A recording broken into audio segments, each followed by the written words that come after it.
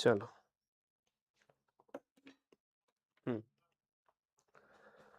1973 का, और उसके बाद एलिफेंट वाला भी पूछेंगे 1992 का। निम्नलिखित रक्षित क्षेत्रों पर विचार कीजिए और बताइए ये बाघ रक्षित क्षेत्र किन्हें घोषित किया गया है। बांदीपुर, भितरकनिका, मानस, सुंदरबन, यहां पर कौन सा है जो आपके बाघ संरक्षित क्षेत्रों के अंदर शामिल किया गया है? तो इसके अंदर आपका भितरकनिका नहीं होगा, बाकी मानस, ये भितरकनिका उड़ीसा में है और ये नहीं जाना जाता, बाकी सारे के सारे बाघों की कंजर्वेशन के लिए जाने जाते हैं, याद रखिएगा। नेक्स्ट देखिएगा, एक एम स्ट्राइप, जो एम स्ट्रिप जो होती है, स्ट्रिप मतलब एक पट्टी होती है, इलेक्ट्रॉनिक उसके अंदर उपकरण लगे रहते हैं, वो गले में बांधी जाती है, वो बाघ अभयारण्यों की देख रेख के लिए। क्वेश्चन नंबर इसके अंदर जो राइट आंसर हो जाएगा, जो बाघों के गले में बांधी जाने वाली पट्टी है ताकि वो कौन से रास्ते जा रहे हैं, कोई उनके ऊपर खतरा तो नहीं है, पता चल जाए, वो एम स्ट्रिप है। भारत में एलिफेंट प्रोजेक्ट है, उसकी शुरुआत 1992 के अंदर हुई थी। 1992 के अंदर इसकी शुरुआत प्रोजेक्ट एलिफेंट की हुई थी। भारत में जैविक खेती के संबंध में निम्नलिखित कथनों पर विचार करना है और बताना है जैविक खेती के संबंध में कौन सा यहां पर सही है। क्वेश्चन नंबर 55 है जैविक खेती के संबंध में। जैविक खेती का मतलब आप समझते हैं ऑर्गेनिक फार्मिंग, जिसमें पेस्टिसाइड का यूज कम से कम हो। तो कह रहा है कि इसमें कौन सा सही है। जैविक खेती उत्पादन के लिए राष्ट्रीय कार्यक्रम केंद्रीय ग्रामीण विकास मंत्रालय के मार्गदर्शन के अधीन कार्य करता है, ये वाला ऑप्शन गलत है। और एनपीओपी के क्रियान्वयन के लिए, यानी कि आपके इसके लिए कृषि और प्रसंस्कृत खाद्य उत्पाद निर्यात प्राधिकरण एपेडा सचिवालय के रूप में काम करता है। और सिक्किम भारत का पहला जैविक राज्य है, 2016 में ही बन गया था, तो 2016 के अंदर बन गया था। 2 और 3 ऑप्शन इसके अंदर सही है। 2001 से वाणिज्य एवं उद्योग मंत्रालय इसके लिए जिम्मेदार है। वाणिज्य एवं उद्योग मंत्रालय। निम्नलिखित में से कौन सा एक सेकेंडरी जो है प्रदूषक नहीं है? सेकेंडरी प्रदूषक और प्राथमिक प्रदूषक दो कैटेगरी होती है। प्राथमिक मतलब जो डायरेक्ट प्रदूषण फैलाए, प्राथमिक का मतलब होता है डायरेक्ट जो प्रदूषण फैलाए, जैसे कि सल्फर डाइऑक्साइड है, कार्बन डाइऑक्साइड है, CO है, ओजोन है, स्मॉग है या पेन है, जो ये सेकेंडरी है। ये डायरेक्ट प्रदूषण नहीं फैलाते, ये क्रिया प्रतिक्रिया से बनते हैं, तो ऐसा दिमाग में रखना है। ठीक है, तो इसका पूरा लिस्ट मैंने यहां दे दी है, इसको पढ़ लेना। निम्नलिखित में से कौन सा वायु प्रदूषक ऑक्सीजन की अपेक्षा अधिक शीघ्रता से खून में हीमोग्लोबिन में घुल जाता है? ऑक्सीजन से भी ज्यादा तेज गति से जो घुल जाता है वो है आपका कौन सा है, बताइए। मतलब ऑक्सीजन से भी ज्यादा घुल जाता है वो कार्बन मोनोऑक्साइड है। इसीलिए तो कहते हैं कि रात को जो अंगीठी वगैरह जला के नहीं सोना चाहिए, व्यक्ति की मृत्यु तक हो जाती है। इसके बारे में पूरी चीजें लिखी हुई। फेफड़ों में प्रवेश करके हीमोग्लोबिन की कमी कर देता है और ऑक्सीजन की तुलना में 200 से 300 गुना ज्यादा तेज गति से घुल जाता है। अब ये लेटेस्ट डाटा है और इस एक टॉपिक के लिए भारत का पर्यावरण पारिस्थितिकी के लिए आपको पीएचडी करने की जरूरत नहीं है। बायोस्फीयर रिजर्व है, राष्ट्रीय उद्यान वगैरह है, सुंदर ये जो क्या कहते हैं सुंदरबन डेल्टा में जब पाया जाने वाले कच्छ वनस्पति है, मैंग्रोव है, कोरल रीफ है, कहाँ कहाँ पाए जाते हैं। लेटेस्ट डाटा एक्ट याद कर लें, बहुत है। और एक प्रश्न मतलब 2-3 क्वेश्चन संभावित मान रहे हैं हम। जैव विविधता हॉटस्पॉट कितने हैं और कुल राष्ट्रीय उद्यान कितने हैं? कुल राष्ट्रीय उद्यान तो 107 है और कुल वन्यजीव अभ्यारण्य 573 है। सी के सामने 2, सी के सामने 2, बी के सामने 1, सी के सामने 2, बी के सामने 1। क्वेश्चन नंबर जो आपका 58 है उसको देखिएगा, क्वेश्चन नंबर 58 के अंदर। और कुल जैव विविधता हॉटस्पॉट भारत के संदर्भ में पूछ रहा है, तो भारत में 4 जैव विविधता हॉटस्पॉट है। ए ऑप्शन सही है। डी यानी कि राष्ट्रीय बाघ परियोजनाएं हैं वो 58। अभी लेटेस्ट टाइगर रिजर्व कितने हैं, करंट अफेयर्स में सब करवाया हुआ है। नेशनल वाला थोड़ा अच्छे से देखना है। ठीक है, ये सारी लिस्ट बताई हुई है। 107वां जो है वो सिमलीपाल और असम का देहेंग पटगोई है, वो 107वां राष्ट्रीय उद्यान है। ठीक है, टाइगर रिजर्व की हम बात करें 58वां है माधव। ठीक है, मध्य प्रदेश में टाइगर स्टेट जिसे कहा जाता है, मध्य प्रदेश को टाइगर स्टेट कहते हैं क्योंकि 9 इसके अंदर टाइगर रिजर्व है। स्विट्जरलैंड के संगठन IQAIR द्वारा जारी ग्लोबल एयर क्वालिटी रिपोर्ट के अनुसार दुनिया का सबसे प्रदूषित महानगरीय मेट्रोपॉलिटन एरिया किसे दर्ज किया गया? विश्व का सबसे बड़ा प्रदूषित मेट्रोपॉलिटन एरिया है वो किसे यहां पर घोषित किया गया है? इस रिपोर्ट के अनुसार जो बेगूसराय इंडिया का है, बिहार के अंदर स्थित है, याद रखिएगा बेगूसराय बिहार का जो है वो सबसे ज्यादा प्रदूषित है। पूरी लिस्ट है, अच्छे से पढ़िएगा। जर्मन वॉच और न्यू क्लाइमेट इंस्टीट्यूट द्वारा जलवायु परिवर्तन प्रदर्शन सूचकांक 2024 जारी किया गया, उसमें भारत को कौन सा स्थान मिला था? इसमें भारत को 7वां स्थान मिला था जो जर्मन वॉच ने जारी किया था उसके अंदर, और इसके स्थान वगैरह भी हैं और रैंकिंग के आधार क्या है, ग्रीन हाउस वगैरह पढ़ना। व्याख्या तो तुम लोग पढ़ ही लोगे, मैं थोड़ा जल्दी करा देता हूँ क्योंकि साइंस की अभी क्लास करवानी है, अभी 5:30 से लेकर के रात्रि 12 बजे तक, और इतना गहराई से पढ़ाया है सर ने साइंस में कि मजा आ गया भाई। उसी में से प्रश्न मिल जाएंगे 50 में से, मान के चलिए 80%, 75%, इर्द गिर्द डायरेक्ट इनडायरेक्ट 30+ तो मैं मान के चल रहा हूँ यूट्यूब की क्लास से, सर के साइंस की क्लास के। सारे बच्चे आ जाना लाइव क्लास के अंदर अभी आधे घंटे के अंदर अंदर। येल और कोलंबिया विश्वविद्यालय द्वारा द्विवार्षिक रूप से जारी किए गए पर्यावरण प्रदर्शन सूचकांक EPI, इस EPI की लेटेस्ट रिपोर्ट के अकॉर्डिंग बताइए यहां पर भारत को कौन सा स्थान मिला है? EPI की रिपोर्ट के अनुसार भारत को कौन सा स्थान प्राप्त हुआ है? इसमें 180वां स्थान भारत को 180 देशों के अंदर। अच्छा, कह रहे हैं पर्यावरण प्रदर्शन सूचकांक में हम पीछे हैं। ठीक है भाई। Green peas India, green peas India द्वारा जारी किया गया आपका बियॉन्ड नॉर्थ इंडिया रिपोर्ट के अनुसार उत्तर भारत के अंदर, उत्तर भारत के बाहर किस भारतीय शहर में नाइट्रोजन ऑक्साइड का वार्षिक औसत प्रदूषण स्तर सबसे अधिक दर्ज किया गया? पुणे के अंदर दर्ज किया गया था ग्रीन पीस इंडिया रिपोर्ट के अनुसार। भारत में वर्तमान में कुल कितनी अंतरराष्ट्रीय महत्व की आर्द्र भूमियां हैं? लेटेस्ट आर्द्र भूमियां 100 हो गई है। 100वीं आर्द्र भूमि कौन सी है बताओ, कोई बच्चा कमेंट करेगा? भारत की 100वीं आर्द्र भूमि, इंडिया की 100th वेटलैंड कौन सी है? अभी मैंने शॉर्ट्स अपलोड किया था, बताओ। जयप्रकाश नारायण पक्षी अभ्यारण्य जिसे सुरहा ताल कहते हैं, और ये करंट अफेयर्स में करवाया हुआ है, उत्तर प्रदेश में है। जेपी पक्षी अभ्यारण्य या इसे कहेंगे सुरहा ताल, और ये कहां पर है? उत्तर प्रदेश में है, सौवा है। और इससे पहले पटना पक्षी अभ्यारण्य थानेदार के पेपर में पूछ लिया, ये 97 98 क्रम के जो थे ना उसमें, तो पटना बिहार में नहीं था, ठीक है, पटना वो यूपी का था। वो प्रश्न अभी पूछा था अप्रैल में।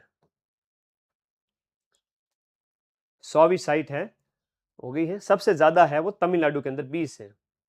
राजस्थान में कितनी है? 5 है, और 5 राजस्थान की कौन सी है इंपोर्टेंट है, लिख दी है, सबको ही पता है। भीतरकणिका राष्ट्रीय उद्यान ओडिशा निम्न में से किस सबसे बड़े निवास के रूप में जाना जाता है? किसके सबसे बड़े निवास के रूप में? ऑलिव रिडले जो कछुए हैं,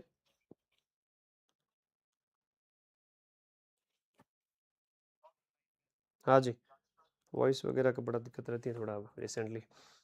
ऑलिव ऑलिव रिडले जो कछुए हैं जो प्रशांत महासागर से आते हैं बेचारे, उनके अंडों के लिए, उनके प्रजनन के लिए ये बहुत इंपॉर्टेंट है आपका। और खारे खारे जो है मगरमच्छ भी यहाँ पर विशेष रूप से जाने जाते हैं, खारे पानी के मगरमच्छ और ओलिव रिडले कछुए। कह रहे हैं कि निवास, सबसे बड़ा निवास तो स्थायी निवास तो खारे पानी के जो मगरमच्छ है, सॉल्ट वाटर क्रोकोडाइल का है, लेकिन ऑलिव रिडले कछुए भी यहां पर प्रशांत महासागर से आते हैं। ठीक है, आगे देखिए। कच्छ का लिटिल रन भारत में किस विशिष्ट वन्य जीव के एकमात्र प्राकृतिक आवास के रूप में कच्छ का लिटिल रन है वो जाना जाता है? जंगली गधों का अभ्यारण्य वहां पर बना हुआ है, क्यों अपने राजस्थान के अंदर भी बना हुआ है, तो ये भी याद रखें। दाचिंगम नेशनल उद्यान जो है, दाचिंगम राष्ट्रीय उद्यान है, वो कहाँ का है? दाचिंगम राष्ट्रीय उद्यान है वो कश्मीर के अंदर कश्मीरी स्टैग या जिसे हंगुल कहा जाता है, हिरण की प्रजाति है, उसके संरक्षण के लिए जाना जाता है कि ये आपका क्या है? रेड डियर की प्रजाति है। Red deer, oh my dear, याद रखो इसको। हंगुल, हंगुल मतलब हिरण की एक प्रजाति है। प्रोजेक्ट स्नो लेपर्ड जो हिम तेंदुए हैं उनका प्रोजेक्ट की बात है। इसकी शुरुआत कब होती है? इसकी शुरुआत है वो आपके 2009 के अंदर प्रोजेक्ट हिम तेंदुआ शुरू हुआ था। भारत सरकार ने कौन से वर्ष गंगा नदी डॉल्फिन को राष्ट्रीय जलीय जीव घोषित किया था? 2009 के अंदर जलीय जीव घोषित किया था। राष्ट्रीय जलीय जीव गंगाई डॉल्फिन जिसे सूस कहा जाता है, ये 2009 में घोषित किया गया था। और 2008 की अगर बात करें तो गंगा को राष्ट्रीय नदी घोषित किया गया था और गंगा प्राधिकरण भी बनाया गया था। गंगा को राष्ट्रीय नदी बनाया गया था 2008 के अंदर और 2009 में इसे जलीय जीव घोषित किया गया। राष्ट्रीय गंगा नदी बेसिन प्राधिकरण दैट इज NGRBA, इसका भी गठन किया गया था उस समय 2008-9 में। इसके अध्यक्ष है वो प्राइम मिनिस्टर होते हैं, प्रधानमंत्री होते हैं, याद रखिएगा। फिर देखिए, केंद्रीय प्रदूषण नियंत्रण बोर्ड CPCB के अनुसार आवासीय क्षेत्र के लिए दिन में समय ध्वनि प्रदूषण की अधिकतम सीमा कितनी निर्धारित की गई है? बस 10 क्वेश्चन और हैं, फिर सुरेंद्र सर की क्लास होगी। सारे बच्चे लाइव क्लास के अंदर आ जाना, ठीक है। 55 डेसिबल, क्योंकि साइंस के भाई साहब 50 क्वेश्चन है, जीके के मैं जो पढ़ा रहा हूँ उसके तो ज्यादा ज्यादा 4-5 क्वेश्चन आएंगे इसमें से पर्यावरण पारिस्थितिकी। साइंस को मिस मत करना वरना सिलेक्शन नहीं होगा, ध्यान रखना। मीना माता जो जल प्रदूषण का एक रोग है, इसमें क्या होता है? पारा यानी कि मरकरी की मात्रा है वो ज्यादा हो जाती है इस वजह से, और ये जापान के अंदर सबसे पहले देखा गया था। भारत में पर्यावरण आंदोलन के इतिहास में चिपको आंदोलन जो 1973 का है, उत्तराखंड के अंदर, तत्कालीन उत्तर प्रदेश में था, ये कौन सी जगह से स्टार्ट हुआ था? तो ये आपका चमोली से स्टार्ट हुआ था, चमोली से। वर्तमान में भारत में समुद्र तट बीच को अंतरराष्ट्रीय ब्लू फ्लैग, अब ये ब्लू फ्लैग का दर्जा सबसे साफ जो समुद्री तट होता है ना, स्वच्छ जो समुद्री तट होता है उनको दर्जा मिलता है।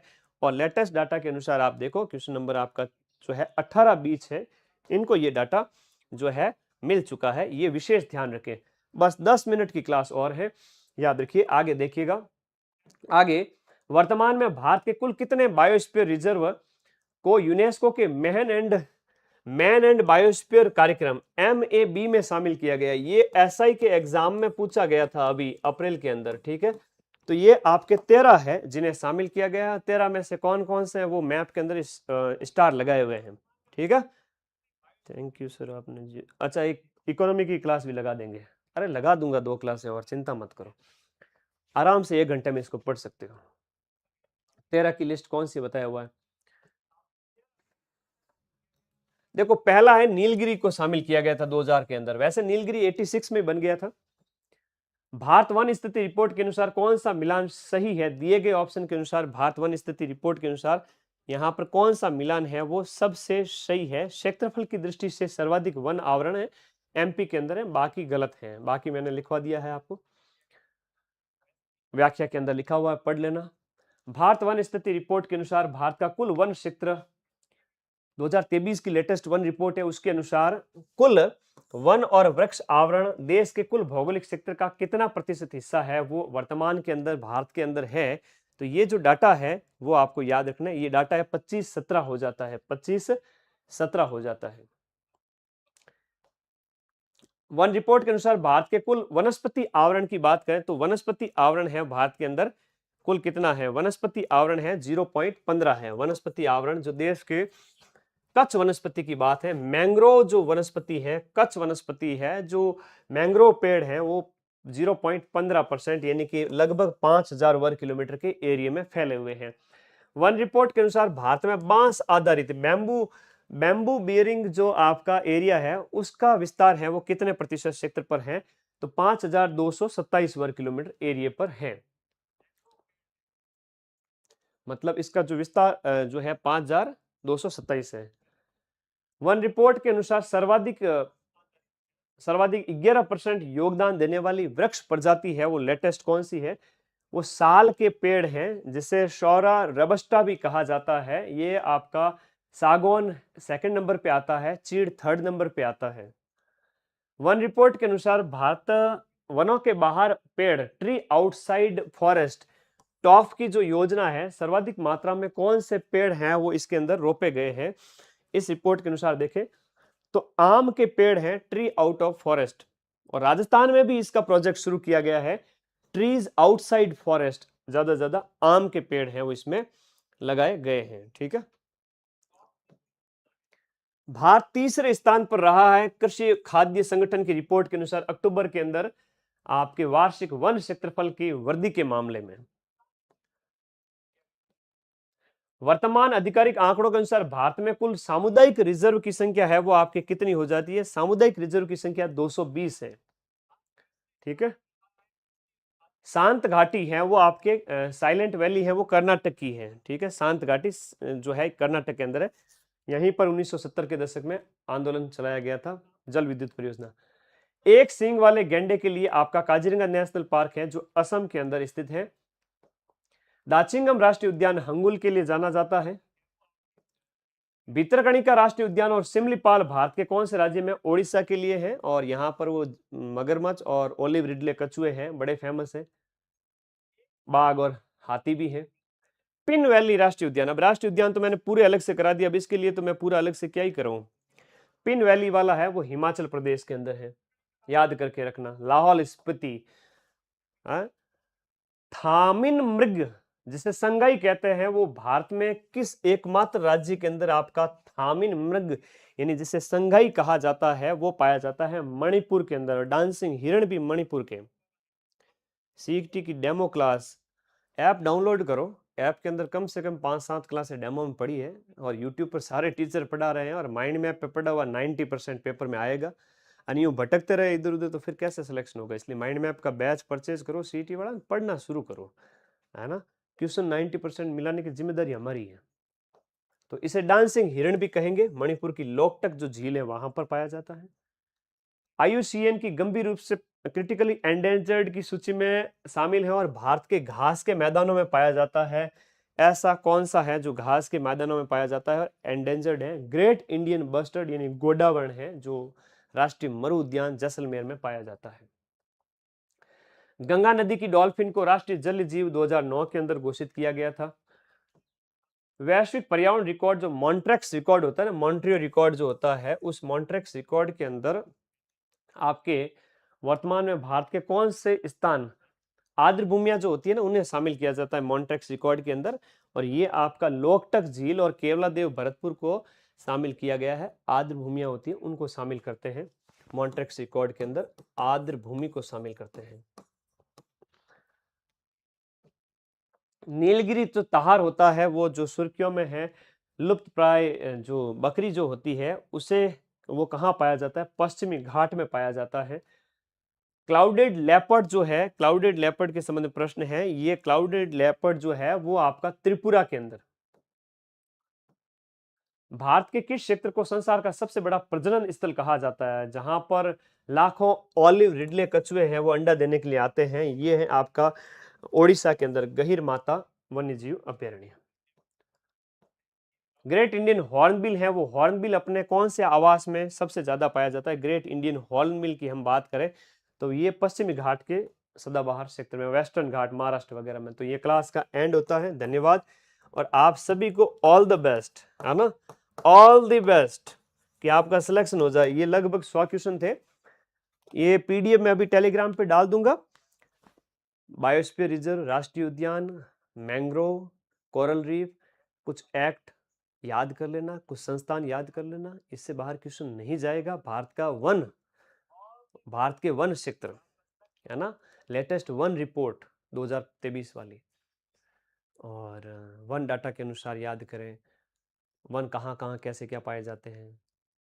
ये 5-7 टॉपिक है, यहीं से प्रश्न आना है। आपका सिलेक्शन जरूर होगा।